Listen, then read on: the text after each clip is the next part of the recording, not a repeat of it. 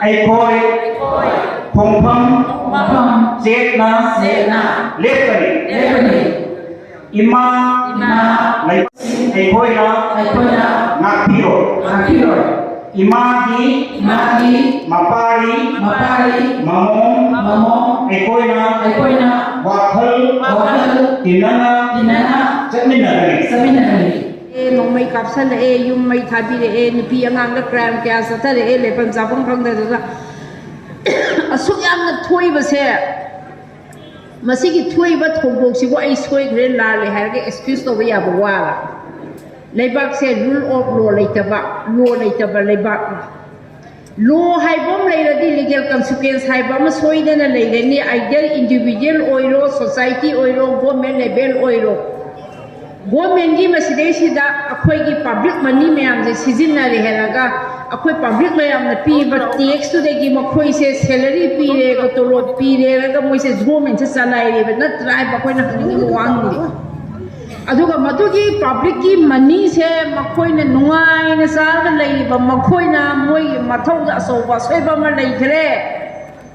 असोवा छोइबा सिना मारम ओइदना मी मयाम से खुंताक लानसिनरे लोइनबो डिस्प्लेस ओइरे क्राइम अगेंस्ट मयाम थोए नुपी द मोलेस तौरे नुपी द रेप तौरे गैंग रेप तौरे कयाम मिसिंग बोटिस मयाम लेगी होजिसु रिकवरी तौदना मयाम कप्तना क्वादना विक्टिम की फैमिली द मयाम लेगी मसी कानाना दाइते लौरिनो गवर्नमेंट सिना लोखन थोक्त्रा अखोइना कया रावी मदुदी मफमदुदा डिस्ट्रिक्ट एडमिनिस्ट्रेटर लेइबा Superintendent of Police lay Surasan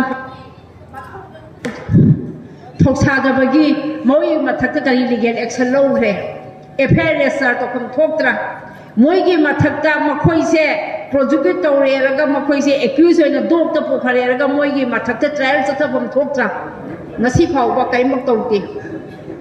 Whereas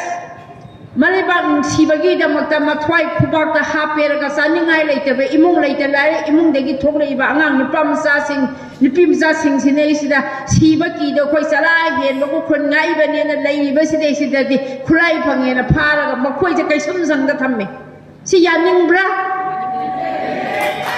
Masini Akwagi like back. A doer Gadi Akwaido, the Dege Hivasini. अखोइना खनगदब कुकीना अखोइदा हौरइबा लान कुकीगी तौरिबा स्ट्रेटेजी कुकीगी तौरिबा लालो मैतै अखोइना पंगबा मैतै से अखोइसे आई इसासो मैतै ने अखोइसे मबुक कया फत्ते अखोइसे इंडिविजुअल की आईगी बेस्टेड इंटरेस्ट आईगी नुंगाइनाबा आईगी करम तौने युम लैनी करम तौने सागनी करम तौने थौनी आई क्याम नुंगाइनी न हाइबी वाखलदा आई अदुम इसाना टॉप प्रायोरिटी लोइ पी आई याई एडमिटेड बेट Ado community at large magi mari baki da mata magi community gi oina larger scale da wakhan khan ma se akhoi se inborn quality ke yorok ti akhoi maitei da masina akhoi gi number 1 asoi bani haini akhoi na huje khanna yeng si akhoi na secretariat da natraga any mafam office ama da saluba matam da aina karigumba ama darkar leiba matam aina khangdadana khanjanadana lamangna leiba matam sidai sida karmo officer gi thong da thilaga karmo officer mana aibu guide phajana piri eraga aige di pira ko yawdabage whereas kuki gi di sangu sangu ma mafanda moi maron tinaba ama tongnaba oiraga di makhoi gi moi the matek amana ama loi pangnei mase it is denying it is fake labor अदुअरगदी Meitei अखोइना लौरिबा अखोइगे वाखललोन से अखोइसे खितंग अखोइसे लैरइबा situation सिना मरम ओरगा अखोइगे वाखललोन से होंदोकपा अमा दरकार ओइरे बा हुजिकसे आइगी मोत वाखल ओइरे हौजिक तोलोब चाबा मी central service लैबा state service लैबा मागी high salary फंगबा high पे फंगबगीदी okay अदुगा मदुदा नोमगी सरा तालिबा नोमगी खुसुमन तालिबा सिदै सिददी मखोइगी हिंबगी महिंग वे ऑफ लिविंग से मसे अदुक्की मतिक फरिबल ओइरे अदुअरगदी अखोइगी Manipur government ngarang nahan da bungai khriye daily wage se han lupa sani ga 100 inthora kya no leiramadi gi lupa 400 we lo na lepki besi Asi mokhui kamaina hingni, mokhui kamaina tongni. ꯑꯗꯨ ꯑꯣꯏꯔꯒꯗꯤ ꯑꯩꯈꯣꯏ ꯃꯅꯤꯄꯨꯔꯁꯦ ꯌꯥꯝ ꯅꯨꯡꯁꯤꯅꯅ ꯑꯩꯈꯣꯏꯒꯤꯗꯤ ꯁꯣꯁꯥꯏꯇꯤꯁꯤꯗ ꯂꯥꯏꯔꯕ ꯏꯅꯥꯛ ꯈꯨꯟꯕ ꯈꯥꯏꯗ ꯑꯩꯈꯣꯏ ꯃꯁꯦꯟꯁꯦ ꯑꯗꯨꯝ ꯌꯥꯝꯅ ꯀꯣꯑꯣꯄꯔꯦꯠ ꯇꯧꯅꯔꯒ ꯍꯤꯡꯃꯤꯟꯅꯔꯛꯄ ꯑꯩꯈꯣꯏꯒꯤ ꯁꯣꯁꯥꯏꯇꯤꯅꯦꯕ ꯑꯗꯨꯒꯨꯝꯂꯕ ꯗꯦꯚꯂꯞ ꯇꯧꯕ ꯁꯣꯁꯥꯏꯇꯤꯁꯦ ꯉꯁꯤꯗꯤ ꯚꯥꯔꯠ ꯁꯔꯀꯥꯔꯒꯤ ꯊꯧꯁꯤꯜꯗ ꯑꯩꯈꯣꯏꯁꯤꯡꯁꯦ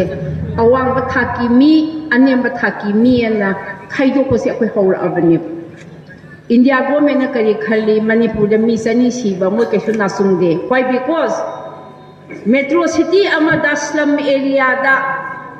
thousands da lakh da ni akhoi swagi displaced persons singi lai ba mong si mai na idan makoi na makoi gi wakhan se akhoi gi da mo khanbi de mi lising humpu khak displaced oi babu ka do do no na there are so many other displaced person in the like in the who are inhabited in the some area da leiba du maina leiba ne na moi wa khal na khalle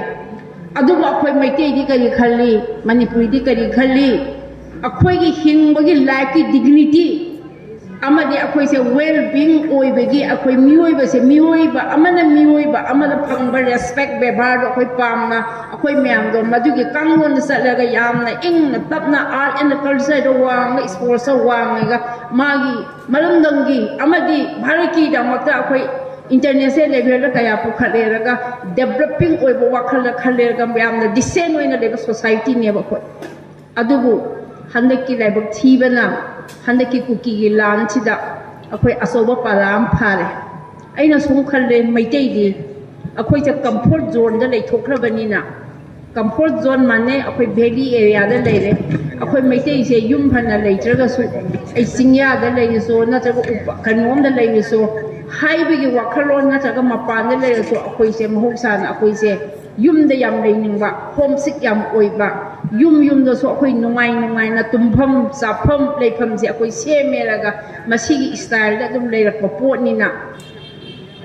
akhoi na kuki ga hapet mana bada kuki gi di hana well being akhoi mamang gi settle torap do makhoi gi yaudana makhoi di nomadic tribe and akhoi chalak panina makhoi gi di survivor gi question nam la eraga moi lan theng narakpada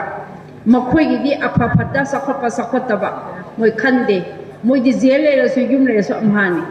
akhoi di jele be yati akhoi yum da leite yati aduna moi ga akhoi ga lifestyle de khenara panina akhoi gi wakhalonga makhoi ga khanai adu akhoi gi leirei ba iramdam ipai puna thambirakpa akhoi gi lamsi dei sida akhoi na toksanaraga khara sang eraga akhoi gi lamni na haiba sidi akhoi na suya ya ba ngamo at any cost adubu akhoi asaw asam akhoi leader sing sena akhoi na makhoi se aina hainingi madudi moi se like su gi wakhal yang na wat panina long vision leitabani na moi gi policy decision da lebaki welfare oigeda ba lebaki develop oigeda ba wakhal lon si dei se da makhoi na sang ubiram da bani na akhoi na ngasi saina sin nang ni bane ba akhoi na ngasi